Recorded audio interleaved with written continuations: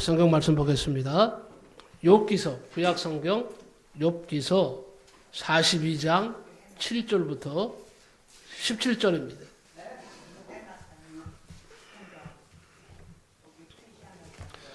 욥기 42장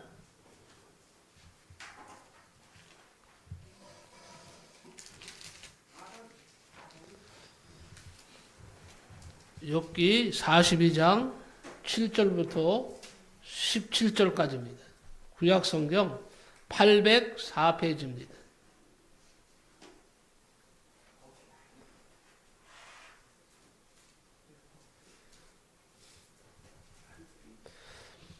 욥기 42장 7절부터 17절입니다. 7절부터 보겠습니다. 교독합니다. 제가 먼저 읽겠습니다. 여호와께서 욥에게 이 말씀을 하신 후에 여호와께서 대만 사람 엘리바스에게 이르시되 내가 너와 내 두 친구에게 노하나니 이는 너희가 나를 가리켜 말한 것이 내 종 욥의 말같이 옳지 못함이니라. 그런즉 너희는 수소 율법과 수양 율법을 가지고 내 종 욥에게 가서 너희를 위하여 번제를 드리라. 내 종 욥이 너희를 위하여 기도하는 것은즉 내가 너를 기쁘게 받으리니 너희가 우매한 만큼 너희에게 갚지 아니하리라. 이는 너희가 나를 가리켜 말한 것이 내 종 욥의 말같이 옳지 못함이라. 이에 대만 사람 엘리바스와 수아 사람 빌닷과 나아마 사람 소발이 가서 여호와께서 자기들에게 명령하신 대로 행하니라. 여호와께서 욥을 기쁘게 받으셨더라. 욥이 그의 친구들을 위하여 기도할 때 여호와께서 욥의 번경을 들으시고 여호와께 욥에게 이전 모든 소유보다 값들이나 두어 주신지라. 이에 그의 모든 형제와 자매와 이전에 알던 이들이 다 와서 그의 집에서 그와 함께 음식을 먹고 여호와께서 그에게 내리신 모든 재앙에 관하여 그를 위하여 슬퍼하며 위로하고 각각 게시타 하나씩과 금고리 하나씩을 주었더라. 여호와께서 욥의 말년에 욥에게 종보다 더 복을 주시니 그가 양 14,000과 낙타 6,000과 소 1,000조리와 암나귀 1,000을 두었고 또 아들 7과 딸 3을 두었으며 그가 첫 딸은 여미마라 이름하였고 둘째 딸은 부시아라 이름하였고 셋째 딸은 게렌 학국이라 이름하였으니 모든 땅에서 욥의 딸들처럼 아리따운 여자가 없었더라. 그들의 아버지가 그들에게 그들의 오라비들처럼 기업을 주었더라. 그 후에 욥이 140년을 살며 아들과 손자 4대를 도왔고 같이 읽습니다. 욥이 늙어 나이가 차서 죽었더라. 아멘. 오늘 이 말씀을 가지고 은혜 받을 말씀의 제목은 예배가 회복되면 모든 것이 회복된다 라는 제목으로 말씀 전할 때에 여러분의 모든 것들이 이 말씀을 통해서 회복되는 역사가 있으시기를 예수님의 이름으로 간절히 축복합니다. 오늘도 이렇게 주일을 맞이했습니다. 이제 장마가 시작되어서 이제 많은 또 비로 인해서 어려움을 겪게 될 것입니다. 하지만 하나님께서 이 장마철에도 우리 성도들을 잘 지켜주시기를 우리 하나님 앞에 참으로 기도할 것입니다. 여러분도 교회를 위해서 많이 기도해 주시기 바랍니다. 예배가 회복되면 모든 것이 회복된다. 오늘도 이렇게 자리를 둘러보니까 또 안 나오신 분들도 꽤 여러분이 있네요. 오늘 탈북 자매들도 못 나오셨고 어떤 이유인지는 모르지만 그리고 우리 최경진 성도님은 좀 집안에 좀 일이 있어서 못 나오셨고 연락이 됐고 그리고 우리 최수경 성도님도 안 보이시는 것 같고 관심을 갖고 여러분 불쌍히 여기는 마음을 가지고 기도해 주시기 바랍니다. 다음 주일에는 모두가 승리하고 나올 수 있도록. 이 사람이 그래요. 살다 보면 어떤 일이 어떻게 발생할지 모릅니다. 갑자기 일이 생기는 수도 있고 여러 가지 많은 어려움이 있을 수 있으니까 우리가 기도하는 수밖에 없어요. 뭐 어떻게 하겠습니까? 그렇지 않나요? 우리가 간절히 서로를 위해서 기도해주고 격려해주고 또 성령이 역사하실 때에 다시 회복되고 풍성함의 역사가 나타나는 줄로 믿습니다. 하나님이 제일 기뻐하시는 것이 뭔지 아세요? 예배입니다. 하나님께서 사람을 만드신 이유가 뭐냐? 영광 받으시기 위함이라고 했고 그 영광을 돌리는 길이 뭐냐? 인간이 하나님 앞에 영광 돌리는 길이 바로 예배라는 것입니다. 그래서 예배는 굉장히 중요합니다. 예배는 인간이 하나님께 드릴 수 있는 최고의 행위입니다.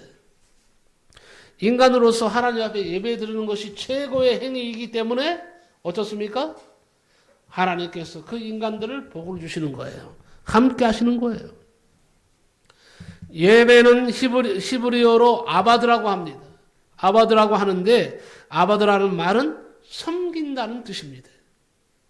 하나님을 섬기는 제일 좋은 방법은 예배입니다. 그런데 또한 마귀가 가장 싫어하는 것이 무엇일까요? 예배입니다.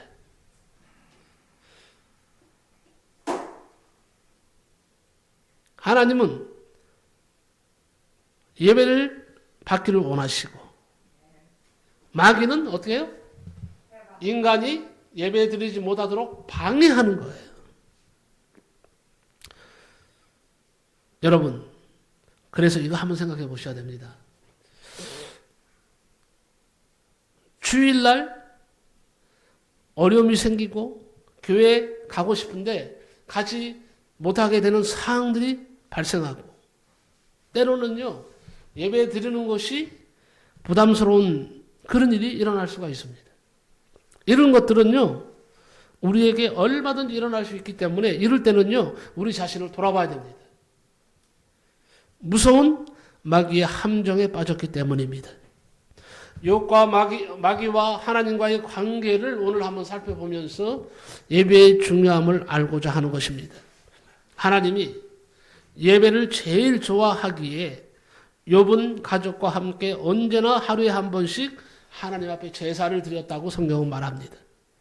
구약은 짐승의 피로 제사를 드립니다.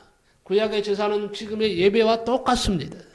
그래서 구약 성도들은요 하나님 앞에 나가기 위해서 우리 하나님을 만나기 위해서 죄 용서함을 받기 위해서 짐승을 잡아서 짐승의 피로 제사를 드리면서 하나님을 만났습니다. 이것이 신약에 와서 예수 그리스도의 피로 예배를 우리는 드리게 되었습니다. 마귀를 헬라어로 디아블로스라고 합니다. 디아블로스라고 하는데 이게 무슨 뜻인가 하니 틈을 낸다는 뜻입니다. 틈을 낸다. 마귀는 예배드리는 사람과 예배를 받으시는 하나님 사이가 갈라지도록 틈을 내는 악령을 말합니다. 아담과 하와에게도 그렇게 하더니 욥에게도 찾아와서 그렇게 했습니다.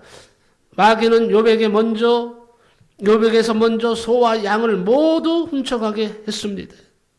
갑자기 들에서 불이 나서요. 어떻게 됩니까? 짐승이 타죽기도 하고 갑자기 어떻게 해요? 도적들이 그냥 출몰을 해서 들에 있는 욥의 양과 소와 낙타들을 다 끌어갑니다. 여러분, 왜 마귀가 소와 양, 낙타 이런 것들을 먼저 뺏어갔을까요? 이유가 있어요. 양이나 소가 없으면 구약에서는 제사를 드릴 수가 없어요. 구약에서는 짐승을 잡아서 반드시 하나님 앞에 나갈 때는 피의 제사를 드려야 되는데 피의 제사를 드릴 수가 없게 만든 거예요, 마귀가. 그래서 제일 먼저 양과 소와 이런 낙이, 낙타 이런 것들을 먼저 싹 없애버린 거예요. 마귀는 예배를 드리지 못하게 원초적으로 방해를 합니다. 두 번째는 예배드리는 사람 자체를 아예 없애버렸어요. 10 자녀가 하루아침에 다 몰살을 당했습니다. 10 자매를 아예 데려가 버렸어요. 그러니까 예배 드릴 사람이 없는 거예요. 세 번째는 그것도 모자라서 욥에게 불치의 병을 주었습니다. 성경은 분명히 마귀가 욥에게 병을 주었다고 기록하고 있습니다. 그리고 모두가 욥을 다 무시했습니다. 예배부터 파괴하고 모두를 파괴했습니다. 욥의 친구들이 숫소 7마리와 수양 7마리를 가지고 와서 욥 앞에서 번제를 드렸습니다. 같이 예배를 드렸습니다. 욥이 모든 것을 회복했다고 성경은 말합니다. 건강도 회복됐습니다. 재산도 회복됐습니다. 인간관계도 모두 회복되었습니다. 욥이 바로 예배 드릴 때에 이러한 일이 일어났다는 것입니다. 그리고 그뿐 아닙니다. 하나님은 보상을 해주시는데 물질적으로도 갑절이나 복을 주셨다고 그랬어요. 동방의 최고 부자였는데 그 부자의 부자가 된 거예요. 자녀도 더 아름다운 자녀를 10이나 다시 주셨습니다. 그리고 140세를 건강하게 살았습니다. 모든 것이 회복되었습니다. 회복을 넘어서 더 큰 축복을 받았습니다. 오늘 본문은 멋진 회복의 역사 기록입니다. 예배는 회복시키는 약입니다. 도대체 예배가 무엇이기에 예배를 드리면서 회복의 역사가 일어나는 것일까요? 첫째, 잘 들으시기 바랍니다. 회개가 회복되기 때문입니다. 욥은 회개하면서부터 회복의 역사가 일어나기 시작했습니다. 예배를 드리면서 가장 중요한 것은 뭐냐? 회개하는 것입니다. 회개 없는 예배는 뭐가 같느냐? 밥 없는 식탁과 같습니다. 기름 없는 자동차와 같습니다. 엔진 없는 자동차와 같습니다. 예배는 회개가 시작되는 거예요. 예배를 통해서 회개하는 것입니다. 허물이 있고 죄를 지어 볼품이 없어도 하나님 앞에 나아가서 여러분이 예배를 드리면 하나님께서 만나주시고 회복시켜 주십니다. 너희 죄가 주홍 같을지라도 주홍같이 붉을지라도 내가 눈과 같이 양털같이 희게 하리라고 이렇게 말씀을 하셨습니다. 욥은 회개하기 시작했습니다. 욥기 42장 6절 오늘 말씀 바로 전에 보면요. 그러므로 내가 스스로 거두어 드리고 티끌과 죄 가운데에서 회개하나이다 그랬어요. 그 다음부터 회복의 역사가 일어났습니다. 어느 장로님 고백입니다. 복잡한 가정생활로 인해서 교회를 떠나 10여 년을 방황했습니다. 어느 날 술집에 앉아서 술을 홀짝홀짝 마시고 있었습니다. 마침 술집에서 무당을 데려다가 굿을 이어가고 있었습니다. 그때 무당이 굿을 하다가 말고 말을 했습니다. 여러분 중에 혹시 예수 믿는 사람이 있습니까? 지금 내 영이 그 사람 때문에 통하지를 않고 있으니 그 사람은 나가주십시오. 이 말을 들은 장로님이 눈물을 줄 흘리면서 고백합니다. 내가 예수님을 떠난 지 10여 년이 지났는데 예수님은 아직까지도 나를 떠나지 않고 내 안에 계시구나. 그리고 눈물을 펑펑 쏟았습니다. 주님, 내가 죄인이에요. 내가 죄를 지었어요. 주님은 나를 떠나지 않고 이렇게 내 안에 계시는데 나는 교회를 떠나서 주님을 떠나서 10여 년을 방황했습니다. 이제 이 고리를 끊겠습니다. 내가 다시 주님 품으로 돌아갑니다. 내가 다시 교회로 다시 돌아갑니다. 술집에서 회개했습니다. 무당의 말을 듣고 회개했습니다. 회복의 역사가 일어났습니다. 요셉은 이렇게 외치고 있습니다. 요한은 이렇게 외치고 있습니다. 요한일서 1장 9절에 만일 우리가 우리 죄를 자백하면 그는 미쁘시고 의로우사 우리의 죄를 사하시며 모든 불의에서 깨끗게 하실 것이요. 이렇게 말씀을 합니다. 성도 여러분, 연약하지만 영이 살아있는 성도는 회개하라고 하면 외치면 마음에 찔림을 받고 내가 무슨 죄를 지었나 돌아보고 지은 죄가 생각나 주님 앞에 죄인임을 고백하게 됩니다. 그런데 영이 메마른 성도는 회개하라고 외치면 마음에 찔림이 없어서 내가 무슨 죄를 지었는지 모르게 됩니다. 그러고 살게 됩니다. 무엇을 어떻게 회개할 줄 몰라 그냥 지나가 버립니다. 하나님의 진노를 쌓아가고 있는 것입니다. 분명히 회개는 회복입니다. 욥은 회개하고 모든 것이 회복되었습니다. 예배의 핵심은 회개인 것입니다. 예배를 잘 드리는 성도는 성령님이 역사하셔서 하나님과의 관계를 회복시키는 회개에 이르게 하십니다. 두 번째는요, 기도가 회복이기 때문에 그렇습니다. 예배는요, 반드시 기도가 동반됩니다. 예배 시간에는 하나님 만나기 위해서, 교회를 위해서, 우리 자신들을 위해서 기도하게 됩니다. 욥은 기도했습니다. 예배 중에 드려진 기도였습니다. 욥기 42장 오늘 본문 말씀 10절에 보면요, 욥이 그 친구들을 위하여 기도할 때에 여호와께서 욥의 공경을 돌이키시고 여호와께서 욥에게 이전 모든 소유보다 갑절이나 주신지라 그랬어요. 기도하면 여러분 제일 먼저 일어나는 것이 회복의 역사입니다. 욥은 1장에서 재앙을 당했습니다. 그리고 2장에서 욥기 2장부터 친구들과 토론을 하게 됩니다. 왜 하나님을 잘 섬기는 사람들이 고통을 받는가가 주제입니다. 토론하느라고 바빠서 기도할 틈이 없었습니다. 그러나 42장에 와서 정신을 차리고 욥이 하나님 앞에 기도했다는 것입니다. 사랑하는 성도 여러분, 오늘 이 자리에 나오신 성도 여러분, 이제 여러분이 정신을 차리고 이 시간에 기도하시면 하나님이 들으시고 여러분의 모든 문제를 반드시 하나님이 해결해 주실 줄로 믿습니다. 주님이 만나 주시기 때문이죠. 기도할 때에 회복의 역사가 일어났습니다. 기도는 그래서 회복입니다. 기도는 예배의 아주 중요한 요소 가운데 하나입니다.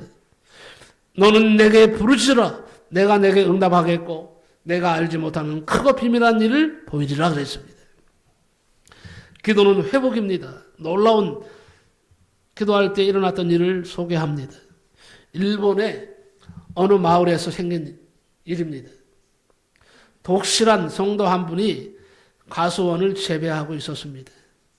1000그루 정도가 되는 큰 가수원이었는데 열매가 막 익어가고 추수를 앞두고 있는 때에 문제가 생겼습니다. 이상한 벌레들이 생겨나기 시작했습니다. 과일을 파먹기 시작했습니다. 잡아도 끝이 없습니다. 약을 치고 또 쳐도 날마다 기승을 부리는 것이었습니다. 이제는 더 이상 방법이 없었습니다. 그는 이제 마지막 방법은 기도밖에 없다고 생각하고 그 가수원 모서리에서 바닥에 무릎을 꿇고 땅바닥에 무릎을 꿇고 하나님 앞에 울면서 기도했습니다. 하나님이 도와주셔야 됩니다. 하나님이 도와주시지 아니하시면 이제 우리 가수원은 망하게 생겼습니다. 도대체 하나님 어떤 뜻이 있어서입니까? 하나님 이제 이 가수원을 하나님이 고쳐주시옵소서. 이 가수원을 고쳐주시옵소서. 간절히 눈물로 기도하고 밤에 들어가서 잠을 잤습니다. 그리고 그 다음날 아침에 나가봤습니다. 놀라운 일이 생겼습니다. 어디서 나타났는지 새떼들이 수천 마리가 날아오더니 벌레들을 몽땅 다 잡아먹어 버렸습니다. 순식간에 일어나는 일이었습니다. 약 1시간 동안에요. 1시간 동안에 완전히 새떼가 벌레를 완전히 잡아먹어 버려요. 그리고 그 벌레를 잡아먹은 새들이 어디로 가 휙 다 날아가 버려요. 실제로 있었던 일입니다. 이것이 바로 기적이 아니겠습니까? 우리가 미라클 하는데 뭐가 미라클이에요? 기적이? 이런 것이 기적이에요. 응? 어느 목사님의 사택을 방문했는데 기도 제목을 적은 큰 액자가 감동이었습니다. 내용을 소개하겠습니다. 어떤 기도 제목이었냐면요. 이런 거예요. 물질보다는 주님을 사랑하는 목회자, 사람보다는 하나님을 두려워하는 목회자가 되자. 세상보다는 천국을 사모하는 목회자, 보수보다는 헌신을 기뻐하는 목회자, 재주보다는 하나님의 은혜를 사랑하는 목회자, 수단보다는 진실을 사랑하는 목회자가 되자. 방법보다는 기도를 즐겨하는 목회자가 되자. 고집보다는 말씀에 순종하는 목회자가 되자. 예수님의 흔적을 몸에 지닌 목회자. 주여, 이런 목회자가 되게 하옵소서. 제가 적어 왔어요. 저도 본받아서 표구를 만들어서 서재에 걸어놓고 매일 읽어보려고 합니다. 기도는 회복입니다.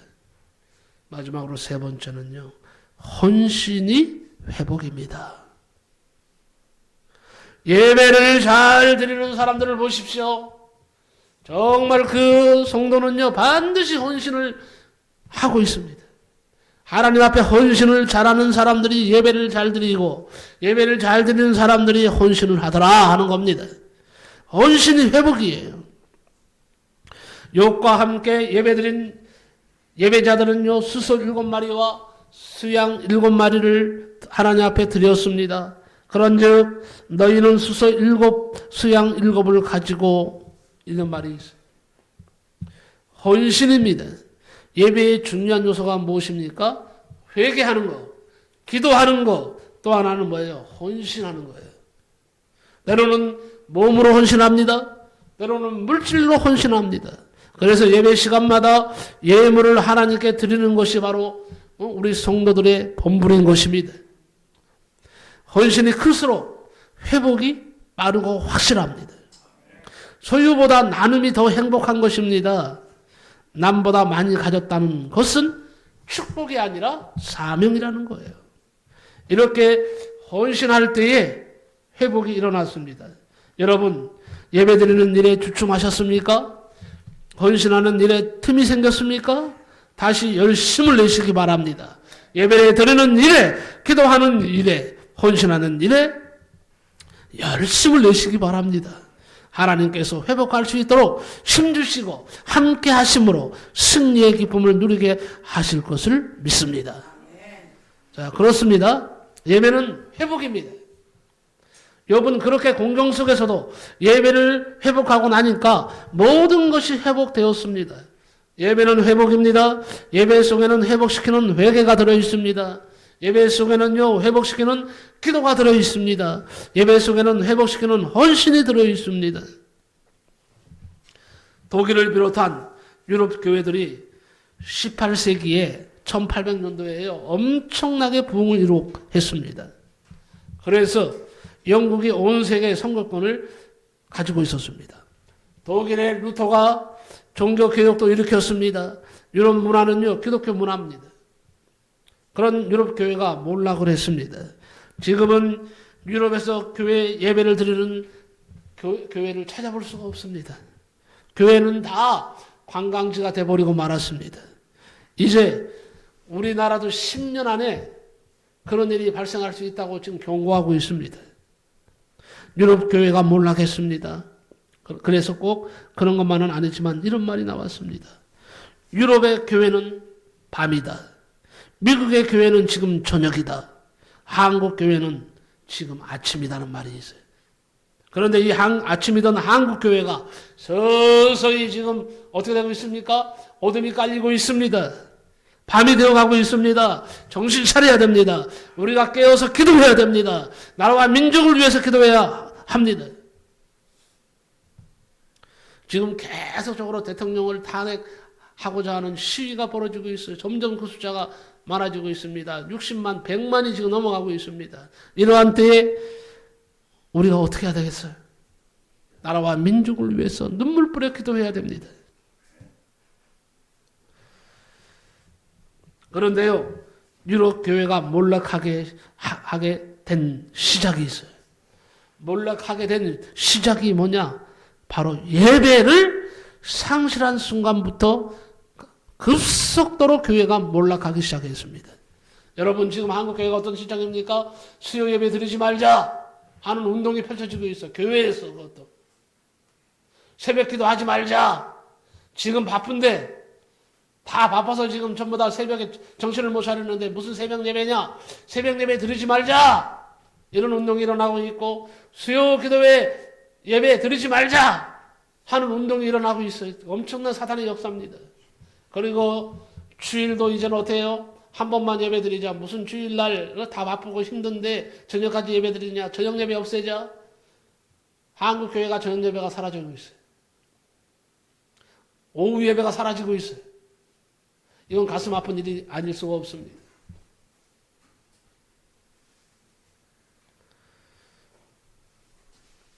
한국 교회가 서서히 몰락의 길로 가고 있다는 사실입니다. 분명히 말합니다. 독일이나 영국의 대형 교회들이 여름 휴가철이면 이렇게 광고를 했다고 합니다. 휴가철에는 우리 교회는 한 달간 예배를 안 드립니다. 예배를 쉽니다. 그래서 8월 한 달은 어떤 교회도 독일의 교회나 영국 교회들은요 예배를 드리지 않았어요. 한 달 동안. 목사도 휴가를 가고 교회는 텅텅 비어놓았습니다. 그때부터 교회가 몰락하기 시작했습니다. 결국은 교회들이 다 문 닫았어요. 유럽에 여행을 가면요, 여행을 하게 되면 한 달, 두 달 여행을 하게 되면요, 주일날 성도는 예배를 드려야 될 거 아니에요. 그러니까 어떻게 해요? 영국으로 가면 영국의 내가 있는 관광지에서 가까운 교회를 찾아간다고 합니다. 한국 교회 성도들이요. 1시간을 2시간을 헤매도요, 예배 드릴 처소가 없다는 거예요. 교회는 뻗으시는데 가면 전부 다 문 걸어놨어요. 예배를 안 드려요. 그래서 들에서 산에서 그냥 우리커니 혼자서 기도하고 그렇게 만나는 거예요. 사랑하는 성도 여러분에게 간곡히 부탁합니다. 주일을 생명같이 지키시기 바랍니다. 주일 성수하시기 바랍니다. 예배 드리는 일을 소중히 여기시기 바랍니다. 이것이 생명을 얻고 하나님 안에서 잘 되는 길이에요. 우리도 몰락의 길로 가서 되겠습니까? 여러분, 주일 성수하지 않고 예배를 잘 드리지 못한다면 이미 몰락이 시작된 겁니다. 예배를 다시 회복하고 잘 드리면, 그래서 예배 회복이 모든 것의 회복인 거예요. 예배를 잘 드리면 하나님께서 나를 특별한 사람으로 만드시고 회복시켜 주시고 변화시켜 주시고 예비하신 보고를 내려주십니다. 욥을 통해서 오늘 우리에게 증거하셨습니다. 욥을 보세요. 환난을 당했습니다. 시련을 당했습니다. 말할 수 없는 절망 가운데 있었지만은 그가 하나님 앞에 나아가서 부르짖고 기도할 때, 그가 하나님 앞에 예배 드릴 때에 하나님은 욥을 받으셨다 그랬습니다. 욥의 공경을 돌이키셨다 그랬습니다. 하나님이 회복시켜 주셨습니다. 어떻게 회복시켜 주셨습니까? 10자녀를 다시 주셨습니다. 과거에 있던, 전에 있던 재산의 2배를 더 주셨습니다. 생명을요, 140년 더 살도록 만들어 주셨다는 겁니다. 예배의 회복을 통해서 너는 내게 특별한 사람이구나. 하나님이 그렇게 인정하신다는 거예요. 예배의 회복을 통해서 너는 내게 특별한 사람이라고 응답받은 성도가 변화되어서 행한 일을 소개하면서 말씀을 마칠까 합니다. 한 고등학교 여교사가 신앙인이었는데 형식적인 신앙생활을 했다고 합니다.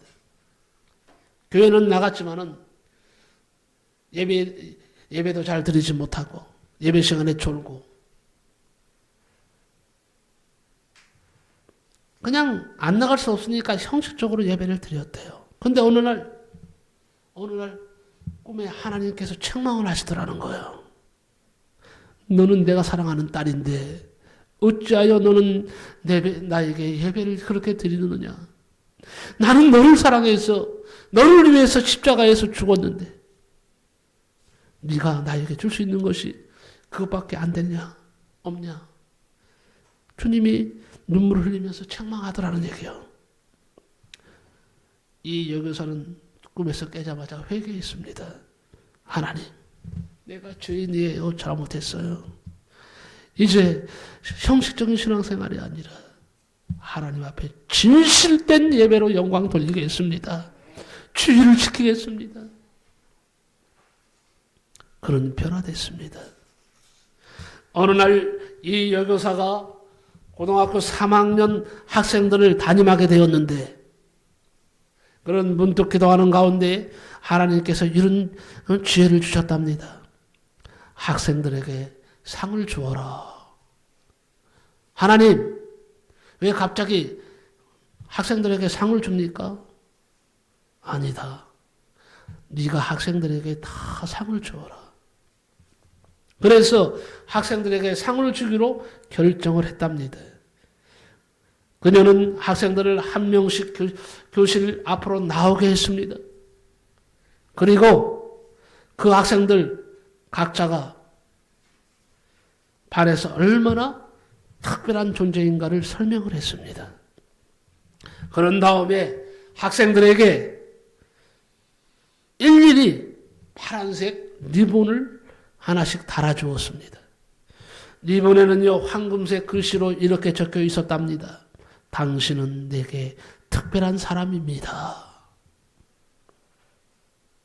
학생들 각자에게 3개의 파란색 리본을 더 준 다음에 그것들을 갖고 가서 주위 사람들에게 달아주라고 말했습니다. 그런 다음에 일주일 뒤에 그 결과를 써내라는 것이 숙제였습니다.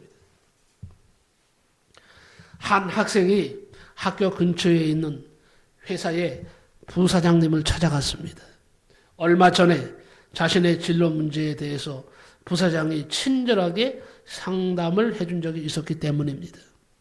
학생은 부사장의 옷깃에 파란 리본을 달아준 다음에 2개의 리본을 더 주면서 말을 했습니다. 이건 저희 선생님이 생각해내신 일인데요. 이 리본을 부사장님께서 존경하는 특별한 사람에게 달아주세요. 그리고 나머지 하나는 그 사람의 특별한 사람에게 달아주게 해주세요. 그 결과를 일주일 뒤에 저에게 꼭 말씀해 주세요. 그날 저녁 부사장은 누구에게 이 파란색 리본을 달아줄까 고민하다가 사장에게 찾아갔습니다. 사장에게로 갔습니다. 근데 사장은요, 직원들 모두에게 지독한 인물로 정평이 난 사람이었습니다. 하지만 부사장은 사장 앞으로 다가가서 사장이 가진 천재성과 창조성에 대해서 진심으로 존경을 표시했습니다. 사장은 무척 놀란 듯이 보였습니다. 부사장은 파란 리본을 사장의 가슴에 달아주고 나서 나머지 1개의 리본을 더 꺼냈습니다. 그리고는 말했습니다. 제 부탁을 한 가지 들어주시겠습니까? 이 여분의 리본을 사장님께서 가장 소중히 여기는 특별한 사람에게 달아주십시오. 사실은 한 학생이 이 리본들을 가지고 와서 제게 건네주면서 이런 부탁을 했습니다. 그날 밤 집으로 돌아간 사장은 17살 난 아들을 앉혀놓고 말을 했습니다. 얘야, 오늘 정말 믿을 수 없는 일이 나에게 일어났다. 사무실에 앉아있는데 부사장이 들어오더니 내가 대단히 창조적이고 천재적인 인물이라면서 이 리본을 달아주더구나. 생각해봐라. 내가 창조적이고 천재적이라는 거야. 그러면서 껄껄 웃었습니다. 그는 당신은 내게 특별한 사람입니다라고 적힌 이 리본을 내 가슴에 달아주었지. 그러면서 여분의 리본을 하나 더 건네주면서 내가 특별히 소중하게 여기는 사람에게 달아주라는 거야. 오늘 저녁 차를 몰고 집으로 돌아오면서 누구에게 이 리본을 달아줄까 생각해봤는데 금방 너를 생각했지. 난 너에게 이 리본을 달아주고 싶구나. 난 사업을 하면서 하루 종일 눈꽃을 새 없이 바쁘단다. 그래서 집에 오면 너한테 별로 신경을 쓸 수가 없었어. 이따금 난 내가 성적이 떨어지고 늦잠을 자거나 방안을 어질러 놓는 것에 대해서 고함을 지르곤 했었지. 하지만 오늘 밤 너에게 이 말을 꼭 해주고 싶구나. 넌 이 아빠에게 누구보다도 특별한 사람이야. 내 엄마와 마찬가지로 넌 내 인생에서 가장 소중한 존재야. 넌 훌륭한 아들이고 난 너를 정말 사랑한단다. 근데 갑자기 아들이 흐느끼 울기 시작합니다. 아들은 눈물을 흘리면서 또 흘렸어요. 눈물을 흘리고 또 흘렸습니다. 온몸이 심하게 떨리고 있었습니다. 마침내 고개를 들어 아버지를 바라본 아들은 울먹이면서 말을 합니다. 아빠, 사실 저는 내일 아침에 자살을 하려고 결심했어요. 아빠가 저를 사랑하지 않는다고 생각했거든요. 저는 제가 이 세상에 살 가치도 없는 쓸모없는 인간이라고 생각했거든요. 이젠 그럴 필요가 없어졌습니다. 아버지가 나를 사랑하시기 때문입니다. 사랑하는 성도 여러분, 실패나 실수를 했다고 모아놓은 재산이나 업적이 없다고 위축되거나 의기소침하지 마시기 바랍니다. 지금의 내 모습이 어떠하든 간에 하나님께서 하나님에게 나는요 너무 특별한 사람이요. 우리는 하나님이 지으신 하나님의 작품이에요. 장차 큰 유업을 받을 사람들이에요. 하나님은 지금 이대로의 나를 사랑하십니다. 그분께 진정한 예배를 드리시기 바랍니다. 이사야 43장 1절 2절에 너는 두려워하지 말라. 내가 너를 구속하였고 내가 너를 지명하여 불렀나니 너는 내 것이다. 내가 물 가운데로 지날 때에 내가 너와 함께 할 것이라. 네가 강을 건널 때에 물이 너를 침몰하지 못할 것이며 내가 불 가운데로 지날 때에 타지도 아니할 것이요 불꽃이 너를 사르지 못하리니 나 여호와가 너와 함께 하느니라. 우리 모두는 하나님의 택함으로 축복받은 사람입니다. 옆 사람에게 인사합시다. 당신은 하나님께 특별한 사람입니다. 네. 당신은 하나님께 특별한 사람입니다. 다시 하나님께 예배로 영광 돌리는 삶이 되시기를 예수님의 이름으로 간절히 축복합니다. 예배 회복이 모든 것의 회복이다. 기도하겠습니다. 고마우신 하나님, 무더운 여름 날씨 속에서도 우리는 예배를 드리며 이 자리에 하나님께 영광 돌리기 위해서 있습니다. 아버지 하나님, 오늘도 생명의 말씀을 들려주심을 감사합니다. 예배가 회복되면 모든 것이 회복된다. 그렇습니다. 다시 예배를 소중히 하겠습니다.